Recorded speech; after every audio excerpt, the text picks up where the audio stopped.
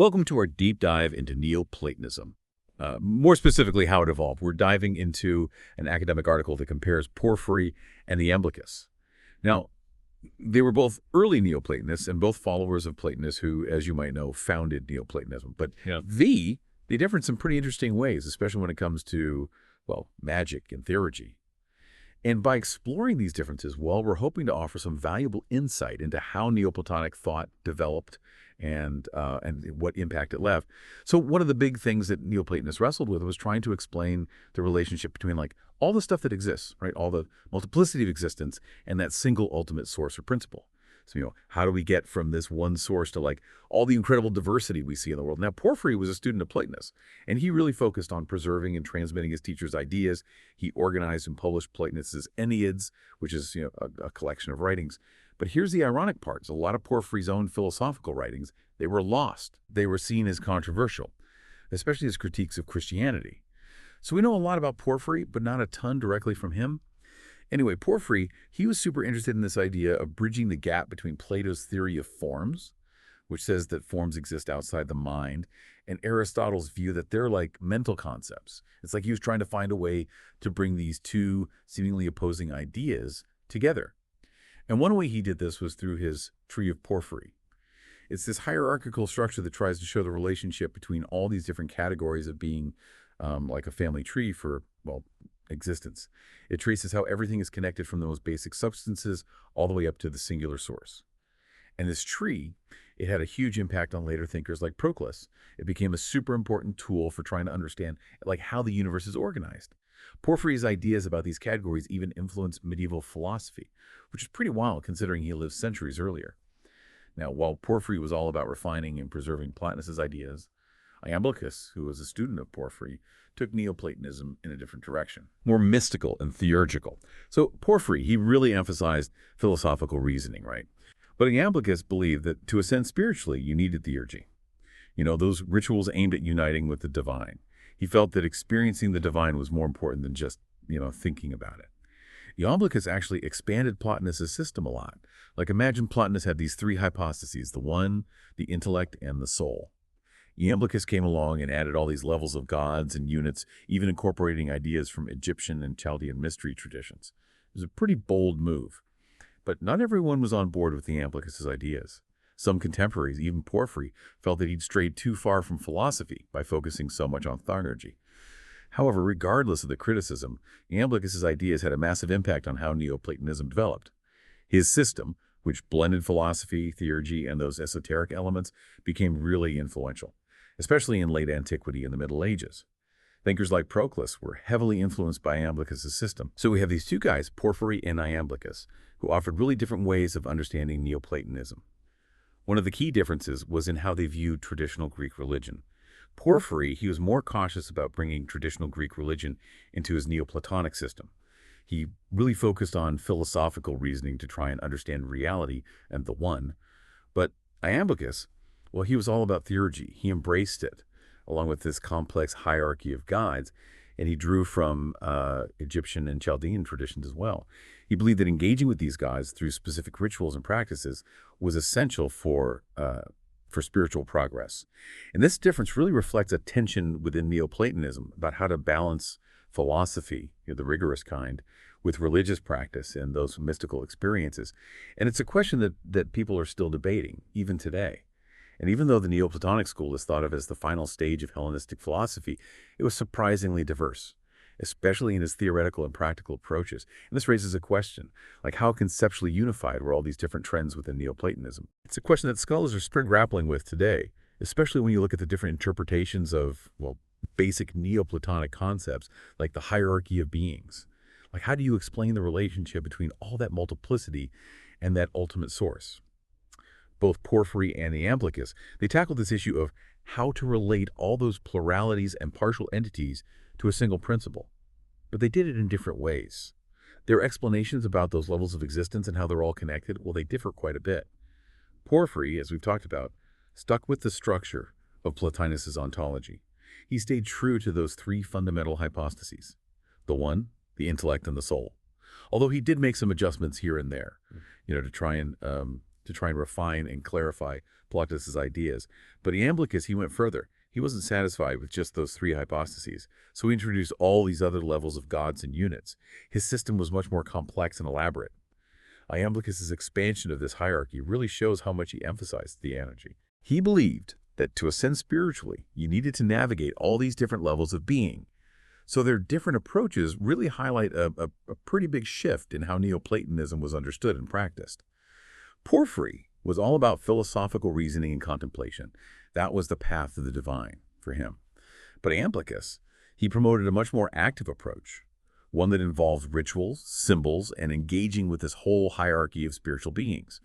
It was a major departure and had a long-lasting impact on how Neoplatonic thought developed.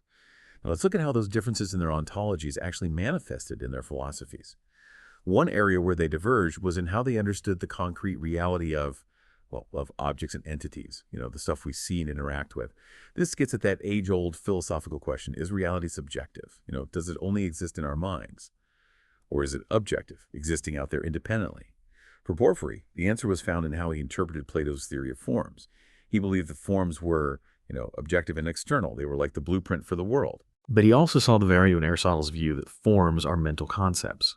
So he tried to reconcile these two seemingly opposing ideas, saying that forms exist independently, but our understanding of them is shaped by our mental faculty. So it's like he's trying to find this middle ground between idealism and realism. Iamblichus, on the other hand, with his focus on theurgy, leaned more towards the view that everything's interconnected. He saw the universe as this living entity, where spiritual forces and divine beings were present everywhere. For him, theurgy wasn't just about personal spiritual ascent. It was about aligning yourself with that cosmic order. It was about participating in the divine drama that's always happening around us. Another area where they differed was in how they understood the relationship between genus and species. Like, if we accept that these are objective categories, how are they related to each other? Can they be arranged in a hierarchy? And what does that tell us about reality? Well, Porphyry tackled this question with his famous tree of porphyry. Remember that diagram that visually shows how different categories of being are related. It starts with this super general category like being, and then branches out into more specific categories like substance, body, living being, animal, and finally human being. It's this hierarchical structure that reflects Porphyry's belief that the cosmos has this inherent order. Everything has its place and everything's connected. It's a way of trying to make sense of all the diversity in existence and how it all fits together. But Iamblichus, with his more complex system, had a different perspective. He argued that the relationship between genus and species isn't so simple. He proposed multiple levels of reality, each with its own unique categories and relationships. For Iamblichus, navigating those levels required a deep understanding of divine powers and spiritual forces. And the key to unlocking that understanding was, well, you guessed it, theurgy. So while Porphyry tried to explain the relationship between genus and species through this clear, logical hierarchy, Iamblichus emphasized the complexity and interconnectedness of reality. Simple categories and hierarchies, they just weren't enough for him. He believed you had to engage with that spiritual dimension to really grasp the nature of things, to tap into those hidden forces that shape the universe. Now let's consider how Porphyry and Iamblichus tried to reconcile their Neoplatonic interpretations with the philosophical systems of, the big guys, Plato and Aristotle. Trying to blend those different schools of thought, that presented some interesting challenges. So Porphyry, as someone really focused on preserving Plato's teachings, recognized that he needed to address these potential conflicts between Neoplatonism and its philosophical ancestors. He knew that Neoplatonism drew heavily from both Plato and Aristotle, but he also knew there were some key differences that needed reconciling. One of the big challenges was trying to reconcile Plato's theory of forms, the idea that there's this realm of perfect and unchanging essences that exist outside the material world, with Aristotle's more grounded view that forms are inherent in material objects. So Porphyry tried to emphasize the continuity between those two viewpoints. He argued that Aristotle's forms were basically reflections of those more fundamental forms described by Plato. It's like he's trying to position Aristotle's philosophy as a stepping stone towards that more complete and transcendent vision offered by Plato and, by extension, Neoplatonism. But Porphyry didn't shy away from pointing out some limitations in Aristotle's philosophy. He said that while Aristotle's observations about the natural world were valuable, they didn't capture that spiritual dimension, which was, at the heart of Neoplatonism. For Porphyry, true knowledge, true understanding, it required going beyond the material world. It meant accessing that realm of forms through contemplation and philosophical inquiry. And that journey demanded a commitment to, well, to reason and logic. And it also required recognizing the limitations of human understanding and being open to the mystery of the divine. Iamblichus, with his more mystical and theurgical approach, had a different take on reconciling Neoplatonism with Plato and Aristotle. He believed the key was in recognizing the hierarchical nature of reality. He saw Plato's forms as more than just, abstract concepts. They were divine powers. They were spiritual forces that permeated everything. And while Aristotle's observations about the natural world were useful, well, they only captured a tiny part of the bigger cosmic picture. For Iamblichus, the philosophies of Plato and Aristotle, they weren't contradictory. They were complementary. So Aristotle's focus on observation and categorization, well, that provided a foundation for understanding the material world. While Plato's theory of forms, well, that offered a glimpse into that spiritual realm, an ultimate source of all things. But Iamblichus argued that to really grasp the wisdom of those earlier philosophers, you needed to engage in theory. You needed to tap into those hidden connections between the material and the spiritual. That's what bridges the gap between the seen and the unseen, between the earthly and the divine. Well, let's dig a little deeper into the specifics of Porphyry's philosophy, especially his efforts to understand and explain some of the more challenging aspects of Plotinus' teachings. One of the Porphyry's big contributions was in explaining those three hypostases, the one, intellect, and the soul. Those are the foundational principles in Plotinus' system, right? They represent an ultimate source of reality, the realm of pure thought and intelligence, and the animating principle of the cosmos. So Porphyry wanted to clarify the relationship between these three hypostases. He emphasized how interconnected they were, while still maintaining their distinct roles. He described this process of emanation, where the one, overflowing with perfection, gives rise to the intellect. Then the intellect, it contemplates the one and gives rise to the soul, which then animates the material world. Think of it like a waterfall. The water at the top, that's the one. The water flowing down is the intellect, and the water at the bottom is the soul. It's all connected, flowing from that same source. So Porphyry's explanation of this emanation, it made Plotinus' abstract concepts more accessible.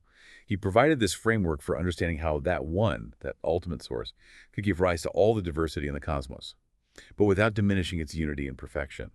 Now, another key contribution of Porphyry was his emphasis on the role of the soul in spiritual ascent. Because the soul is a product of the intellect, he believed it could transcend the material world and return to its source, the one. And Porphyry believed this return journey involved purifying the soul from all those influences of the material world and cultivating virtues like wisdom, justice, and courage. It's like this process of self-discovery and transformation, shedding those layers of ignorance to reveal the soul's true nature. So Porphyry really highlighted the importance of philosophical contemplation and ethical living. He thought these were the keys to achieving that purification and ascent. Through reason and right action, you could free the soul from the material world and experience that bliss of union with the one. Right, now let's turn to Iamblichus. Now, he was different from Porphyry in a few key ways. He had this mystical and theurgical orientation. He really expanded on Plotinus' hierarchy of beings, and he emphasized the importance of rituals and practices in achieving spiritual ascent. Iamblichus' system was all about, complexity and grandeur. He added all these levels of gods and units, creating this really intricate cosmic hierarchy. And he believed that this elaborate structure reflected the true nature of reality, where the divine was present at every level. Iamblichus argued that to navigate this complex hierarchy and achieve union with the divine, you needed to engage in theology. But for him, theology was more than just, a set of rituals. It was a science, an art. It was a way of life. It meant understanding that web of connections between the divine, the cosmos, and the human soul. Iamblichus believed that through theology, you could tap into the universe's hidden powers. You could align yourself with the divine will. It was about being an active participant in that cosmic drama, not just an observer. One of the key features of Iamblichus' system was how he incorporated elements from Egyptian and Chaldean mystery traditions. He saw those traditions as being these valuable sources of wisdom and knowledge about the divine, about the cosmos. Iamblichus felt that those ancient traditions offered practical tools and techniques for connecting with the spiritual realm, and he wasn't afraid to draw from all these different sources to enrich and expand on the Neoplatonic framework. So even though Iamblichus faced criticism from folks like Porphyry, who felt his focus on theurgy was a little over the top, his ideas had a deep and lasting impact on how Neoplatonism evolved. His approach, which was more mystical and experiential, really resonated with people who were looking for a more direct path to the divine. They found Iamblichus' system compelling. It embraced that spiritual dimension, and it provided a framework for actively engaging with the divine. One of the areas where Iamblichus had the biggest impact was in the development of Neoplatonic theurgy. His emphasis on rituals, symbols, and invoking divine names that laid the groundwork for later Neoplatonists to create elaborate systems of theurgy. These systems tried to harness the power of the divine for personal transformation, for healing, even for influencing events in the material world. Another area where Iamblichus' influence was huge was in the development of Neoplatonic cosmology. That complex hierarchy of gods and units, well, it inspired thinkers like Proclus to create even more elaborate models of the universe. They were trying to explain, the origin of the cosmos, the relationship between the divine and the material world, and the interconnectedness of, well, everything. Iamblichus' impact wasn't limited to philosophy and theology, though. His ideas about the soul, about spiritual ascent and the power of the theurgy, well, they found their way into other traditions like Hermeticism, alchemy, and even some strands of Christian mysticism. His work really helped to bridge that gap between philosophy and religion. He brought about a more experiential and participatory approach to spirituality. And this resonated with people from all sorts of backgrounds. It was like he opened this door to a hidden world of possibilities, inviting people to explore the depths of their souls and connect with the divine. Okay, now let's switch gears and look at Porphyry's contributions to the field of logic. He's known for his work on Neoplatonism, but he was also a very influential logician, particularly through his commentaries on Aristotle's works. One of his most famous works is the Isagoge. It's an introductory text on Aristotle's categories, and it was a standard logic textbook for, centuries. Which says a lot about how good of a teacher Porphyry was. He could make these complex philosophical concepts accessible.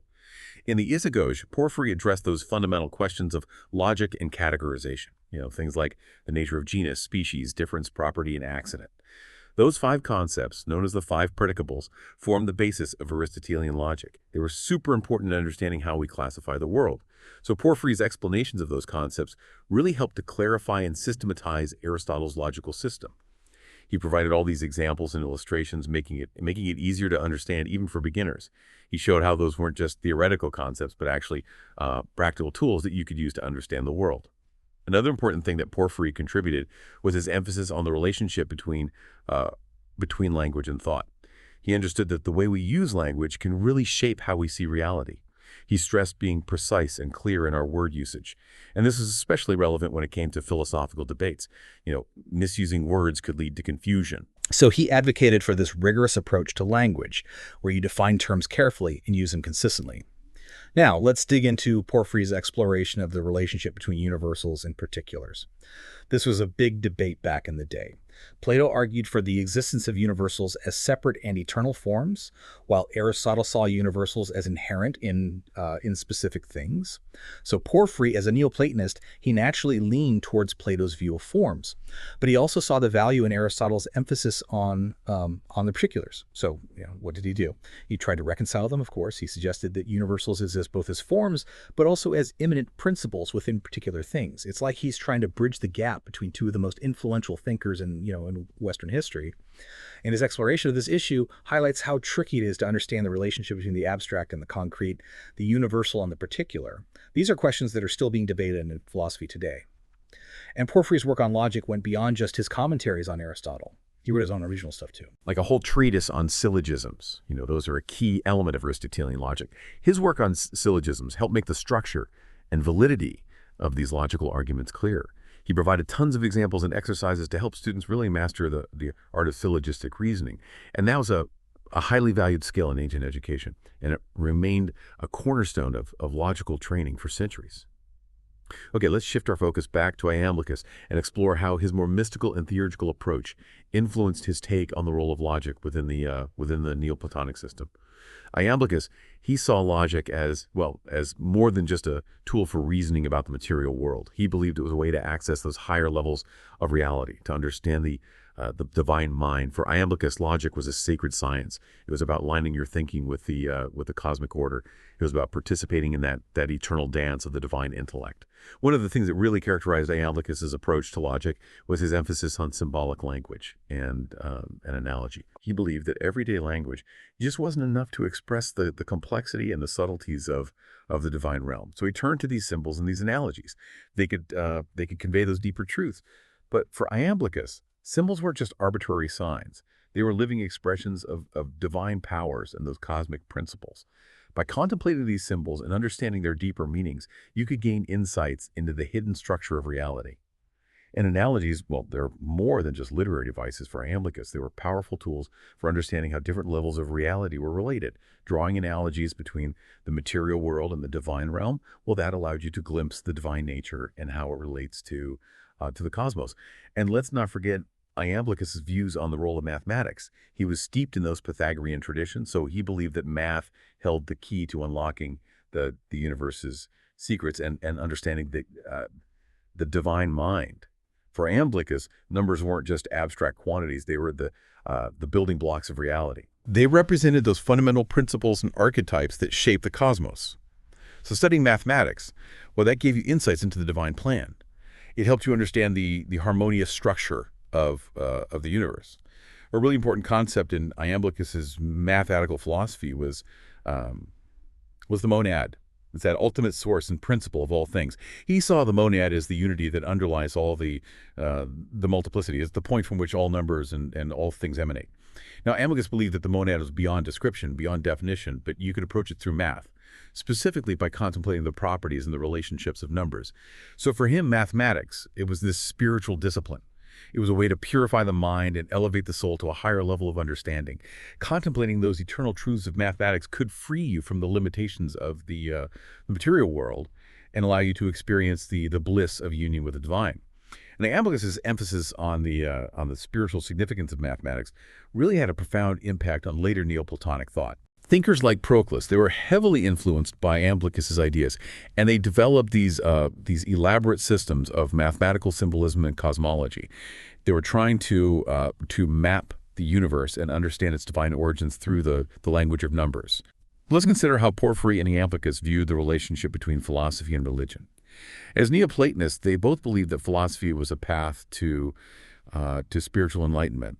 But they took different approaches when it came to integrating those philosophical insights with religious beliefs and practices. Porphyry, with his more restrained approach to incorporating traditional Greek religion, he really focused on that philosophical core. He used reason and logic to understand reality, to understand the nature of the one. And while he recognized the value of religious traditions and practices, he felt that true spiritual progress required going beyond the outer forms. It meant getting to those core philosophical principles that underlie them. So for Porphyry, philosophy was the ultimate guide. It helped you understand the divine, and it was how you achieve spiritual liberation. He viewed religious myths and rituals as symbolic expressions of those deeper philosophical truths. They were valuable for people who weren't quite ready for the rigors of philosophical contemplation. But Iamblichus, on the other hand, he fully embraced theurgy and that complex hierarchy of gods. He drew those from Egyptian and Chaldean traditions. And he believed that engaging with those gods through rituals and practices was essential for spiritual progress. So Iamblichus saw philosophy and religion as intertwined, each enriching the other. Philosophical contemplation that could deepen your understanding of religious symbols and rituals, and theurgical practices, well, they could offer you these direct experiences of the divine, and they could help speed up that spiritual ascent.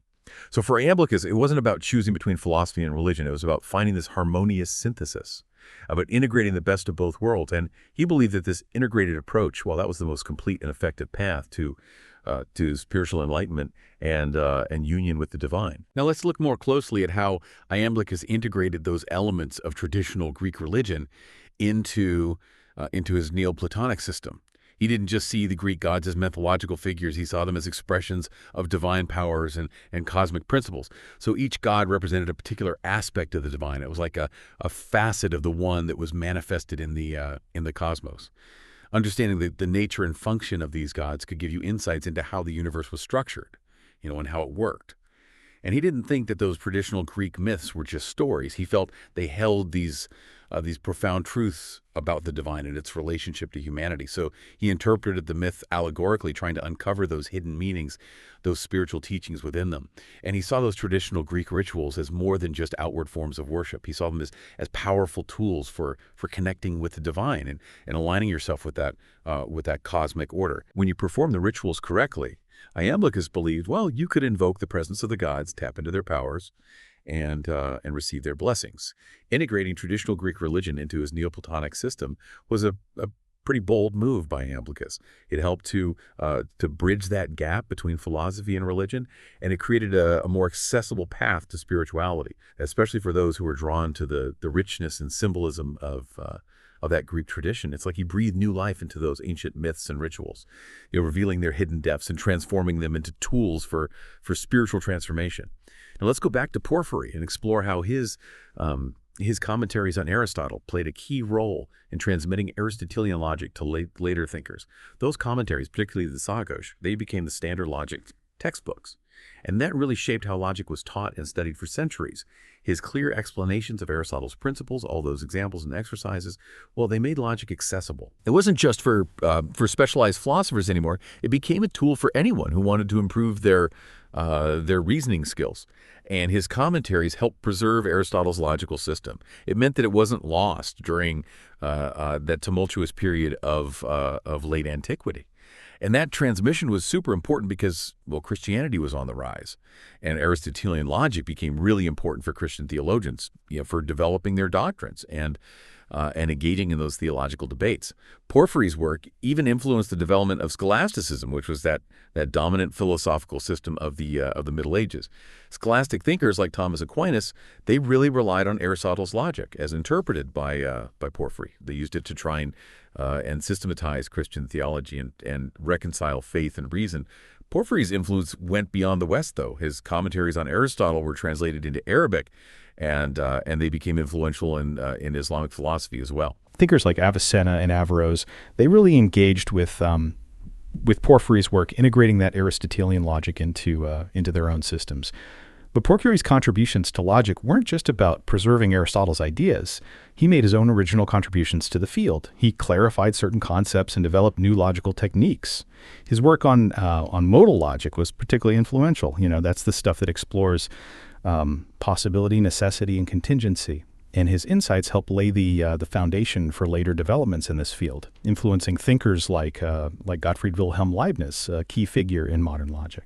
All right, let's go back to Iamblichus and see how his mystical and theurgical views shaped how he saw the relationship between logic and spiritual ascent. He believed that logic wasn't just about reasoning in the material world. It was about accessing those higher levels of reality, understanding that divine mind. He saw it as this spiritual ladder. Each step represented a higher level of understanding and a closer connection to the divine. So for Iamblichus, the ultimate goal of logic wasn't just to reach the right conclusions. It was about purifying the mind and elevating the soul to divine illumination. His approach to logic emphasized intuition and spiritual insight. He felt that reason alone couldn't get you to true knowledge of the divine. It required this leap of faith, a direct apprehension of divine reality that transcended what the human mind could grasp. For Iamblichus, logic was a way to prepare the mind for that intuitive leap. It clarified those concepts, it removed those obstacles to understanding, and it aligned your thinking with that cosmic order. It was about creating this space inside yourself where the divine could reveal itself and the light of truth could shine through. And a really good example of how Iamblichus's mystical approach to logic played out is in his commentary on Aristotle's categories. He argued that the categories, they weren't just tools for classifying stuff in the material world. He believed they represented these fundamental principles of the divine mind itself. He saw them as these archetypes, eternal patterns that shape the cosmos and reflect the structure of the divine intellect. So understanding those categories, well, that gave you insights into the nature of the divine and its relationship to the world. For Iamblichus, studying the categories, that wasn't just an intellectual exercise. It was a spiritual practice. It was a way to attune your mind to that divine harmony. It was about experiencing the unity that underlies all the multiplicity. It was about seeing the world through the eyes of the divine, recognizing that sacredness even in the ordinary things. Now let's take a look at how Porphyry approached the idea of evil in the Neoplatonic system, its nature and role. As a follower of Plotinus, Porphyry believed that evil wasn't some independent force. It was more of a privation, an absence of good. Like, think of darkness. Darkness isn't a thing itself, it's just the absence of light. So for Porphyry, evil kind of stemmed from matter. He saw matter as the furthest point from the one, the source of all goodness. And matter, being formless and indeterminate, it's like it resisted the divine will. It was a realm where the one's light was really dim. Porphyry believed that when the soul descends into that material world, it gets entangled with matter, and that makes it, susceptible to those evil influences. But he also believed that the soul was inherently good and that it could rise above those influences, through philosophical contemplation, ethical living, all that good stuff. So for Porphyry, overcoming evil wasn't about battling some external force. It was about this purification. It's about turning away from those distractions and temptations of the material world and returning to the source of goodness, the one. Now, Iamblichus, with his mystical and theurgical leanings, he had a more complex take on evil. He agreed that evil was ultimately a privation of good, but he also believed it had a more active role to play in the cosmos than just being, an absence of light. He saw evil as a necessary force, kind of like a shadow that helps define and highlight the good. For Iamblichus, evil arose from this tension between the divine will and the resistance of matter. He believed that this tension was built into creation itself, where the one and its overflowing abundance creates these beings that are, they're just less perfect than their source. So Iamblichus didn't see evil as some threat to the divine order. He saw it as a part of that order. It was this force that tested the soul on its journey back to the one. And by facing evil and overcoming those temptations, the soul could purify itself, achieve a higher level of spiritual awareness. And theurgy, that played a key role for Iamblichus. He believed that through rituals, through incantations, and invoking divine names, you could tap into those powers of the divine. You could strengthen the soul's resistance to those evil influences. And this involved actively aligning yourself with the forces of good, participating in that cosmic battle against those forces of darkness. Okay, so let's switch gears a bit and talk about Porphyry's take on the soul, specifically, its nature and how it relates to the body. Being a Neoplatonist, he believed the soul was immaterial, it was immortal. It was like this divine spark that came down from the intellect and entered the material world. But Porphyry viewed the soul as kind of being a prisoner of the body, as trapped in this cycle of birth, death, and rebirth. And the only way to achieve liberation was through philosophical contemplation and living ethically. For Porphyry, the body was, it was a prison. It was full of distractions and temptations that kept the soul from making progress.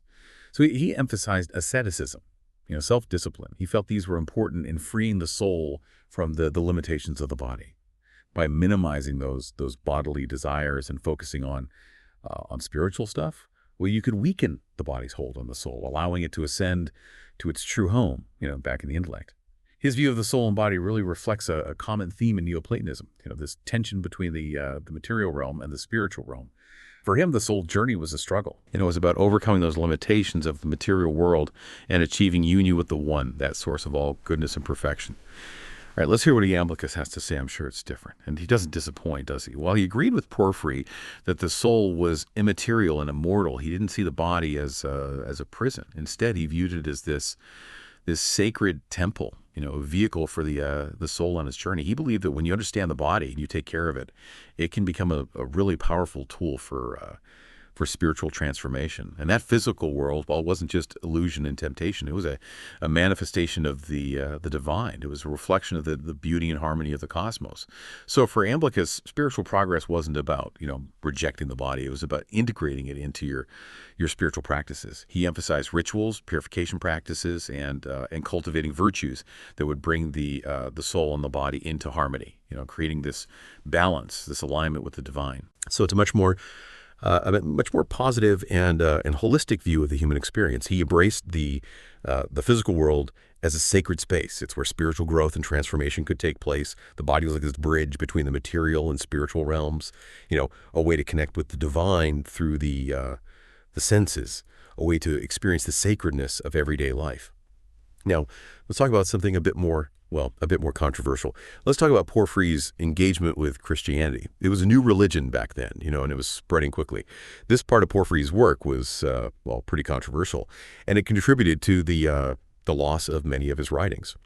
As a dedicated follower of Plotinus and someone who really championed traditional Greek philosophy and religion, Porphyry saw Christianity as a threat.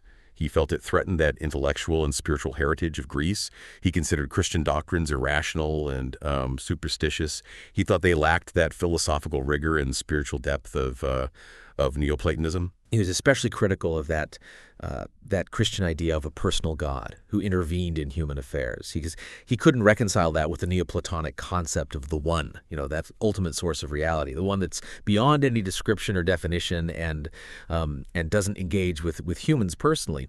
But Porphyry's criticisms of Christianity, they went beyond just theological differences. He questioned the accuracy of the Gospels historically. He doubted those miracles that are attributed to Jesus, and he challenged the claim that Jesus was divine. His criticisms were, they were pretty sharp. He was uncompromising, and it shows how deeply committed he was to defending Neoplatonism. Protecting its intellectual and spiritual integrity against what he saw as this dangerous and misguided new faith. Porphyry's engagement with Christianity, while definitely controversial, was a significant event in the history of ideas. It was like this clash between two major forces in late antiquity. Neoplatonism, with its roots in Greek philosophy and religion and Christianity, that new and rapidly growing faith that was challenging the status quo. And even though Porphyry wasn't successful in stopping the spread of Christianity, his criticisms did influence how Neoplatonists and Christians interacted in the centuries that followed. They forced both sides to really think about their positions, defend their beliefs, and find ways to coexist in this increasingly diverse religious landscape. It was like this crucible that forged new ideas and shaped Western thought for centuries. Now let's see how Iamblichus, with his more inclusive and mystical approach, handled the relationship between Neoplatonism and other spiritual traditions, including Christianity. Iamblichus, unlike Porphyry, wasn't as interested in defending the boundaries of Neoplatonism. He was more open to exploring the common ground between these different spiritual paths. He didn't see Neoplatonism as the only true path to enlightenment. He saw it as one among many. Each with its own valid way of connecting with the divine. Iamblichus recognized the spiritual aspirations of Christians. He saw their insights even when he disagreed with some of their specific doctrines. Iamblichus's approach reflected this broader shift that was happening in late antiquity. The intellectual and religious landscape was changing. Christianity and these other new faiths were on the rise, and it created a much more pluralistic world. It was more interconnected. It was a time of both conflict and cross-fertilization. These different traditions were trying to figure out where they fit in and how to coexist. And Iamblichus, he really embodied that spirit of inclusivity and engagement. He was open to dialogue. He was willing to see the divine at work in all these different forms. He understood that this journey to enlightenment, well, it's a shared human endeavor, and all these different paths could lead to that same goal, that union with the divine. So let's look at a specific example of Iamblichus's inclusive approach. In his work on the mysteries of the Egyptians, he explored the connections between Neoplatonism and Egyptian religious beliefs and practices. Now, he saw Egyptian religion with its rich symbolism, all those elaborate rituals, and its deep understanding of the cosmos as a valuable source of wisdom and spiritual insight. And Iamblichus believed that those Egyptian priests, through their mastery of theurgy, had developed these really powerful techniques for connecting with the divine. They could harness its powers. But Iamblichus wasn't just academically interested in Egyptian religion. He believed those Egyptian theurgical practices could actually enhance Neoplatonism. They could provide this more direct and experiential path to spiritual transformation. He saw those two traditions as complementary. Egyptian religion could enrich that theoretical framework of Neoplatonism with practical tools and techniques for spiritual ascent. So Iamblichus's engagement with Egyptian religion was part of this broader trend in late antiquity. The lines between those philosophical and religious traditions were blurring. Thinkers were getting inspiration from all these different sources, and they were creating these systems that blended elements from all over the place. This cross-fertilization of ideas. Well, it shows how interconnected the ancient world was becoming. Trade and travel and the exchange of knowledge, well, they created a much more a much more cosmopolitan and intellectually stimulating environment. It was a time of creativity and innovation. And Iamblichus, he was right there in the thick of it with his openness to new ideas and his willingness to synthesize all these different traditions. All right, let's shift our focus back to Porphyry and his exploration of the relationship between philosophy and politics. He was living in a time of political turmoil and social change, so he understood how difficult it could be to apply those philosophical principles to the complexities of political life. So Porphyry, he believed that the ideal state should be governed by philosopher kings. These were individuals who were wise and virtuous. They had this deep understanding of justice and harmony. They could guide society towards the common good. He saw philosophy as the foundation for good governance. It provided that ethical framework and those intellectual tools to create a just and a prosperous society. But Porphyry also knew that finding those philosopher kings, well, that was a rare occurrence. He understood that political power could corrupt even the best-intentioned individuals, and he recognized that tyranny and injustice, they were always lurking in the shadows of any government. So he really stressed the importance of checks and balances, limitations on power and the rule of law. Those were things that could mitigate those dangers. Porphyry's political views, they show this tension between wanting a society governed by wisdom and virtue and the pragmatic understanding of human nature. Our limitations and the way power can corrupt us. He wanted to find this balance. He wanted a government that was just and stable. It would promote the common good, but also protect against those abuses of power. Okay, so let's see how Iamblichus, with his mystical and theurgical approach, viewed the relationship between philosophy and politics. Iamblichus, he wasn't so focused on the practical side of governing. He was more concerned with the spiritual aspects of political life. He believed that the true purpose of politics went beyond just maintaining order or promoting material wealth. It was about creating a society that fostered spiritual growth, facilitated the soul's journey towards the divine. He imagined the ideal state as this microcosm of the cosmos. It reflected that divine order and that harmony that permeated the universe. And the ruler, well, they weren't just a political leader for Iamblichus. They were also the spiritual guide, a mediator between the divine and the human realms. He believed the ruler's most important duty was to align those laws and customs of society with the divine will. It was about creating an environment that supported the spiritual development of the citizens. And Iamblichus, he really emphasized the importance of rituals, festivals, religious observances. Those things that could foster this sense of shared purpose and spiritual connection. He saw them as essential for creating a harmonious and spiritually vibrant society, one that reflected that divine order and helped the soul ascend. So Iamblichus's views on politics reflect his mystical understanding of how everything is connected. In his belief that theurgy could really transform people. He didn't see politics as just about managing earthly stuff. He saw it as this opportunity to participate in that divine drama, and to contribute to humanity's spiritual evolution. All right, let's switch gears and talk about Porphyry's contributions to the field of ethics. Being a Neoplatonist, Porphyry believed that the ultimate goal was to achieve union with the One, the source of all that goodness and perfection.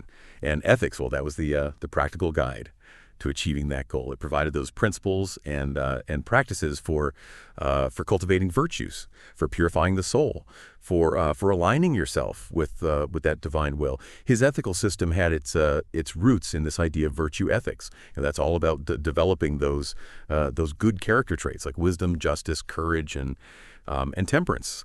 And he didn't believe those virtues were just abstract ideas. They were qualities that you could develop through practice and habit. Those virtues would shape your actions. They would transform you from the inside out. For Porphyry, living a virtuous life wasn't just about following the rules or getting some kind of reward. It was about becoming the best version of yourself, about aligning your will with that divine will, and experiencing that true happiness that comes from living in accordance with your true nature. Now, Porphyry was heavily influenced by the Stoic philosophers. They also stressed the importance of virtue and living in harmony with nature. He admired the Stoics' emphasis on self-control, resilience, and accepting your fate. And he took a lot of those Stoic ideas, incorporated them into his own system. Now let's look at Iamblichus' take on ethics. And as you might have guessed, his mystical and theurgical leanings, well, they influenced his views here too.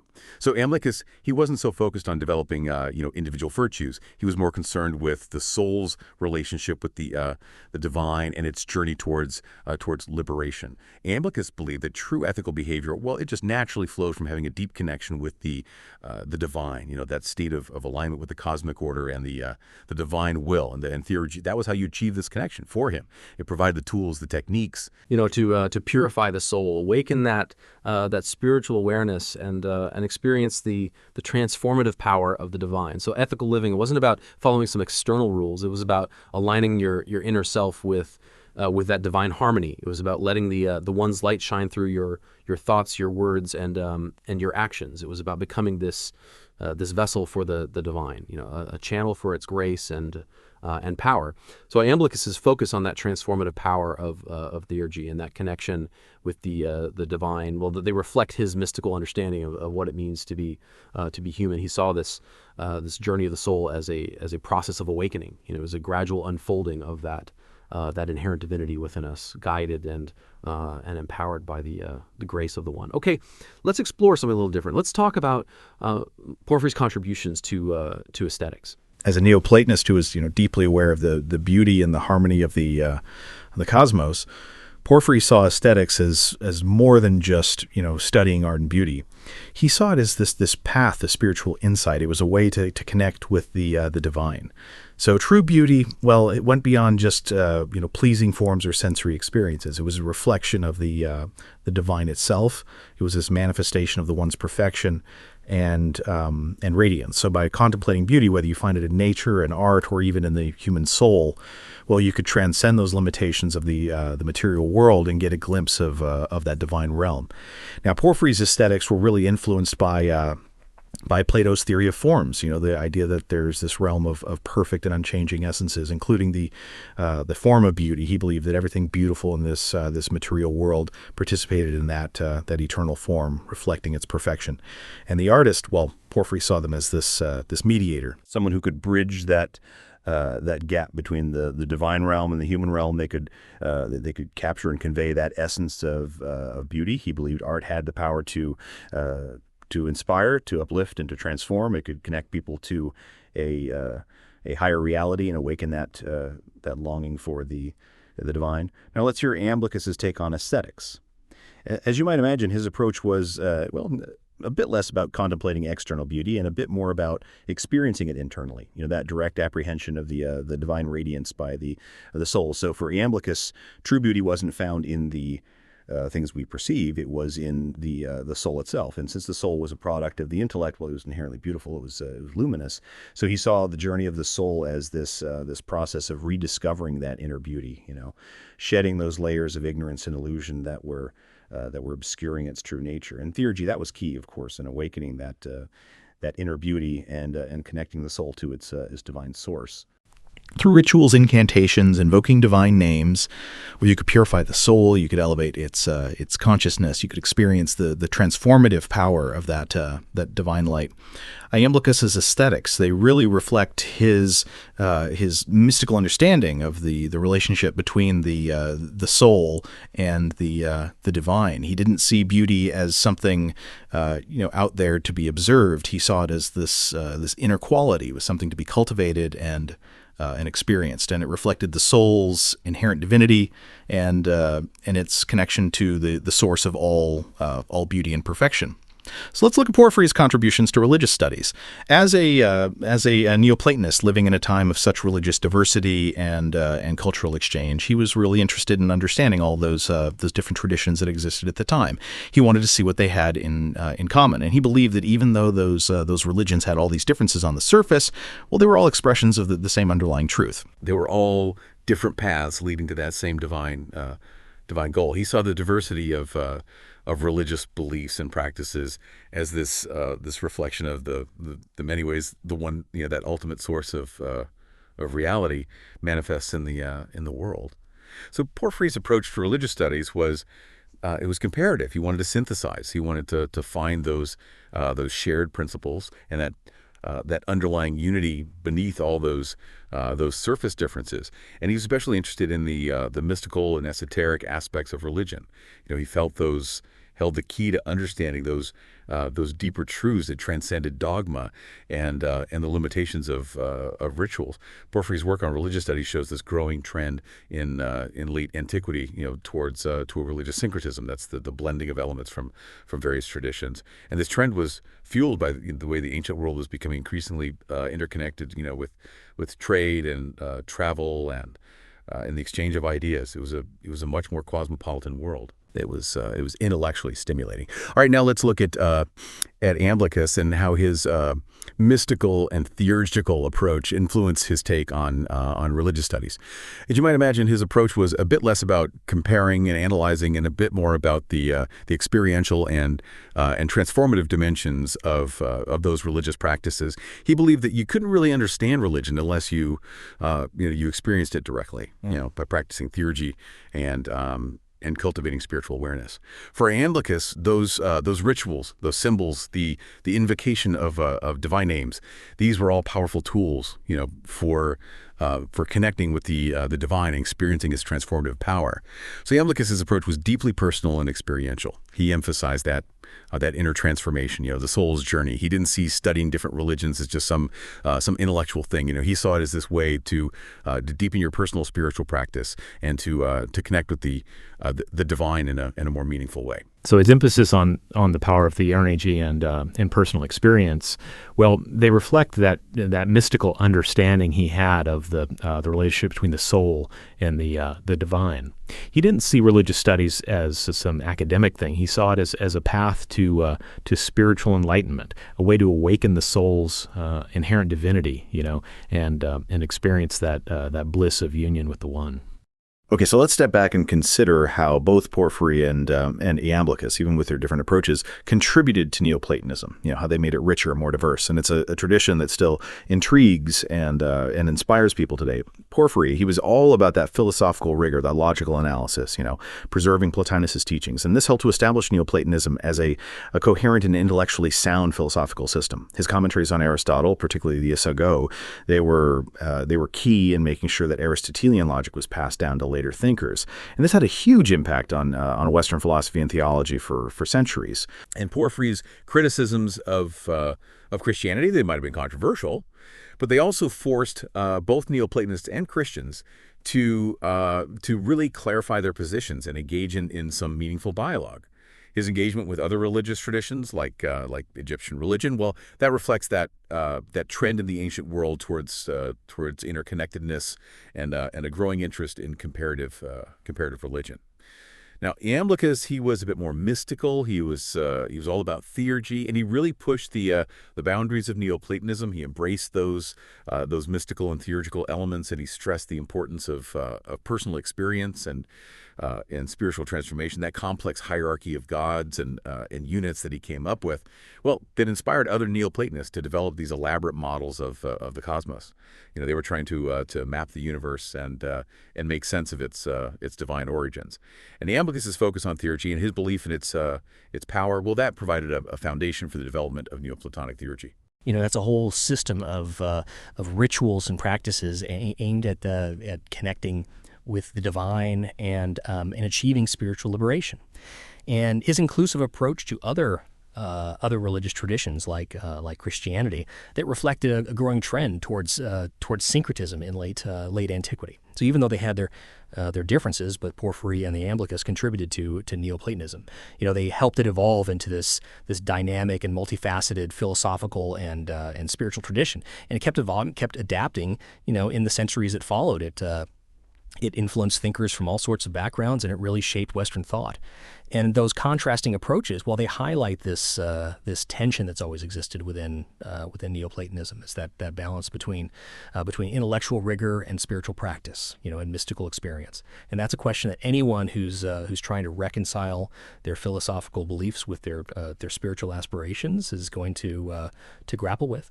So you can see Porphyry is this guardian of tradition. He meticulously preserved and refined the teachings of Plotinus. He focused on reason, on logic, and he tried to understand the divine through contemplation and philosophical inquiry.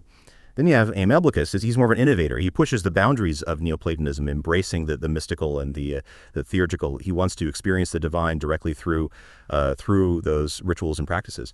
And these differences will remind us that there are multiple paths within any tradition, whether it's philosophical or spiritual. There's not just one right way to approach these big questions. Questions about reality, about the divine, about the meaning of life. The important thing is to find the approach that resonates with you. The one that speaks to your intellectual curiosity and your spiritual longing. Their legacies show us that philosophy isn't this this static thing. It's not set in stone. It's a living tradition that evolves and adapts as new challenges and insights come up. It's a conversation that has been going on for centuries. With each generation adding their own voice, their own perspective to that search for wisdom and understanding. So as we wrap up our deep dive into the evolution of Neoplatonic thought, I want to leave you with this question to think about: could there be a middle ground between Porphyry's emphasis on reason and Iamblichus's embrace of the Hodri, or are those two approaches just fundamentally incompatible? Maybe there's a way to integrate Porphyry's that intellectual rigor with Iamblichus's experiential depth, to create a path that honors both the mind and the spirit. It's a question that's worth exploring, and maybe the answer lies in your own personal journey of discovery. Okay, so last time we were talking about how Porphyry saw Christianity as a threat. But Iamblichus, he was a bit more, open-minded. He saw all these spiritual traditions, even Christianity, as having some piece of the truth. They were all different paths, leading to that same divine goal. Iamblichus recognized that Christians were, they were seeking spiritual fulfillment, and they had genuine insights, even if he didn't agree with all their doctrines. His approach really reflects this shift that was happening in the world back then, during late antiquity. Christianity and all those other new faiths, they were changing the religious landscape. The world was becoming more pluralistic and more interconnected. And it was a time of conflict, but also a lot of mixing and mingling of ideas. Iamblichus, he really embodies that spirit of inclusivity. He was open to dialogue. He was willing to see the divine at work in all these different forms. He understood that journey to enlightenment. It's a universal human thing, and all those paths can ultimately lead to that same goal, that union with the divine. So let's look at a specific example of Iamblichus's inclusive approach. In his work on the mysteries of the Egyptians, he explored the connections between Neoplatonism and Egyptian beliefs and practices. Now, Egyptian religion, with its symbols and rituals and its understanding of the cosmos, while Iamblichus saw that as a source of wisdom, spiritual insight. And he believed that those Egyptian priests, they were masters of the theurgy. They developed these powerful techniques for connecting with the divine. They could harness its powers. But Iamblichus's interest in Egyptian religion, it wasn't just academic. He thought those Egyptian theurgical practices could actually make the Neoplatonic system stronger. They could offer this more direct and experiential path to spiritual transformation. He saw those two traditions, the Egyptian and the Neoplatonic, as working together. They complemented each other. Egyptian religion could enrich that Neoplatonic framework with all these practical tools and techniques for spiritual ascent. So this engagement with Egyptian religion, was part of this broader trend in late antiquity, where those lines between philosophy and religion were getting blurrier. Thinkers were drawing inspiration from all sorts of places, and they were creating these systems that blended elements from all over the place. And this cross-fertilization, it shows how interconnected the ancient world is becoming. There was trade, there was travel, there was this exchange of ideas. It created a much more cosmopolitan environment, intellectually stimulating. It was an era of real creativity and innovation. And Iamblichus, he was right there in the thick of it. You know, he was open to all these different perspectives, and he was willing to synthesize all these different traditions. So that's it for a deep dive into the philosophies of Porphyry and the Iamblichus.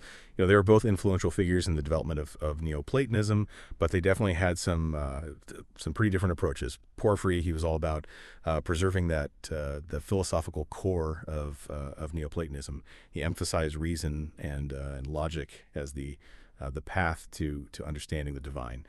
Iamblichus, on the other hand, he was a bit more mystical. You know, he embraced theurgy, and he believed that you could directly experience the divine through ritual and practice. And these different approaches, well, they remind us that there isn't just, you know, one right way to think about you know, the big questions, the questions about reality, about the divine, about the meaning of life. You know, what matters is finding that path that speaks to you. You know, the one that resonates with your own intellectual and spiritual needs. So hopefully this deep dive has given you some food for thought, and maybe even inspired you to explore Neoplatonism a little further on your own. Thanks for listening.